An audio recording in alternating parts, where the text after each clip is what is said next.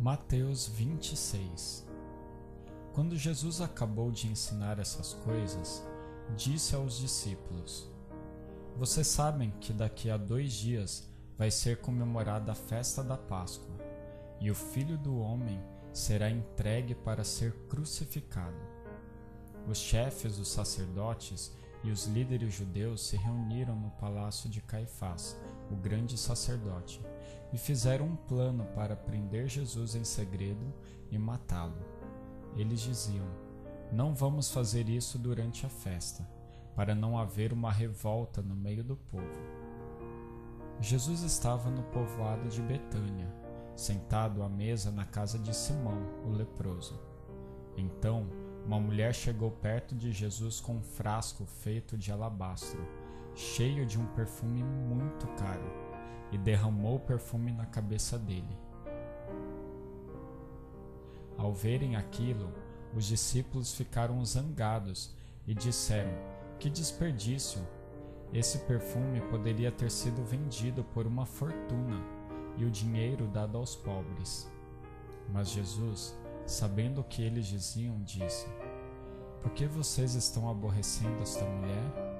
Ela fez para mim uma coisa muito boa, pois os pobres estarão sempre com vocês, mas eu não. O que ela fez foi perfumar o meu corpo para o meu sepultamento. Eu afirmo a vocês que isto é verdade.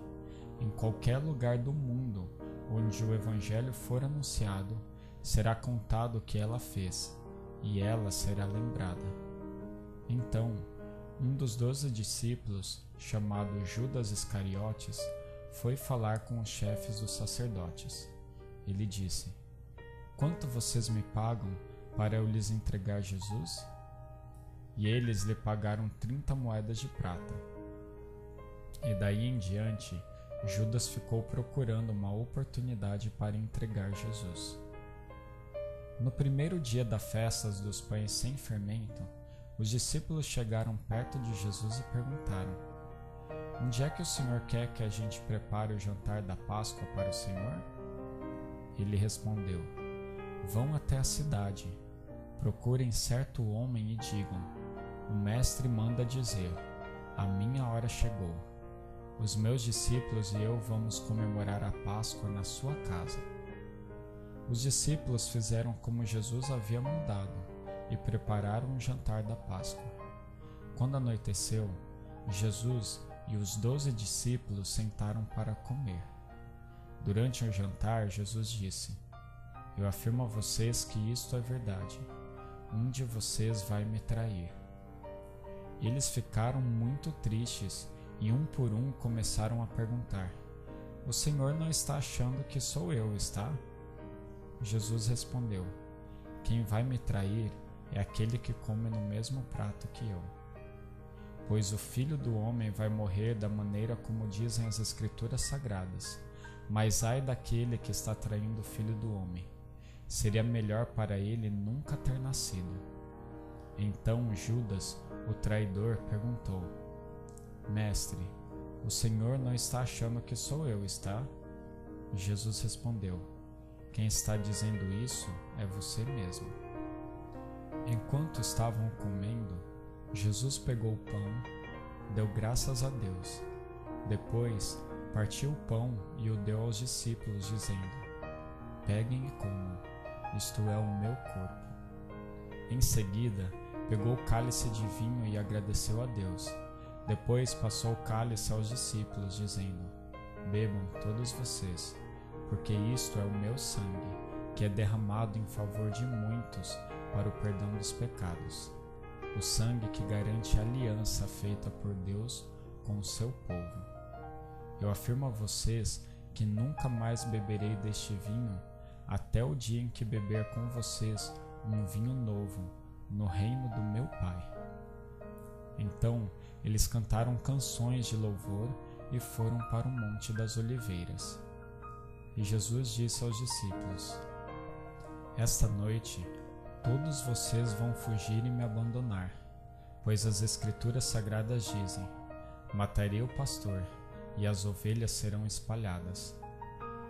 Mas, depois que eu ressuscitar, irei adiante de vocês para a Galileia. Então Pedro disse a Jesus: Eu nunca abandonarei o Senhor, mesmo que todos o abandonem. Mas Jesus lhe disse: Eu afirmo a você que isto é verdade. Nesta mesma noite, antes que o galo cante, você dirá 3 vezes que não me conhece. Pedro respondeu: Eu nunca vou dizer que não o conheço, mesmo que eu tenha de morrer com o Senhor. E todos os outros discípulos disseram a mesma coisa. Jesus foi com os discípulos para um lugar chamado Getsêmani e lhes disse: Sentem-se aqui, enquanto eu vou ali orar. Então Jesus foi, levando consigo Pedro e os 2 filhos de Zebedeu. Aí ele começou a sentir uma grande tristeza e aflição, e disse a eles: A tristeza que eu estou sentindo é tão grande que é capaz de me matar. Fiquem aqui vigiando comigo.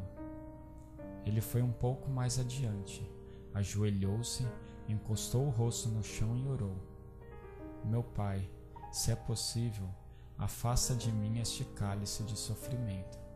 Porém, que não seja feito o que eu quero, mas o que tu queres. Depois, voltou e encontrou os 3 discípulos dormindo. Então disse a Pedro: Será que vocês não podem vigiar comigo nem 1 hora? Vigiem e orem, para que não sejam tentados. É fácil querer resistir à tentação. O difícil mesmo é conseguir.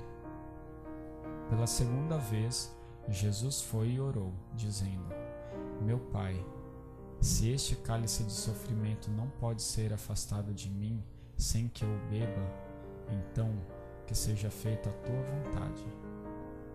Ele voltou de novo e encontrou os discípulos dormindo.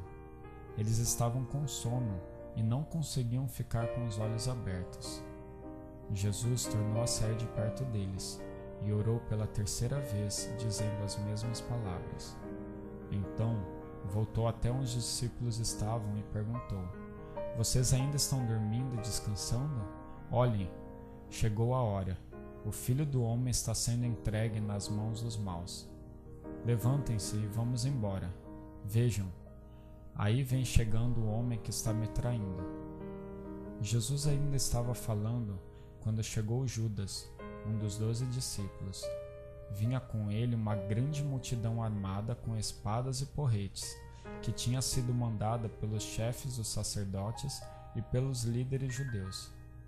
O traidor tinha combinado com eles um sinal. Ele tinha dito: Prendam um homem que eu beijar, pois é ele. Judas foi até perto de Jesus e disse: Mestre, que a paz esteja com o Senhor. E o beijou.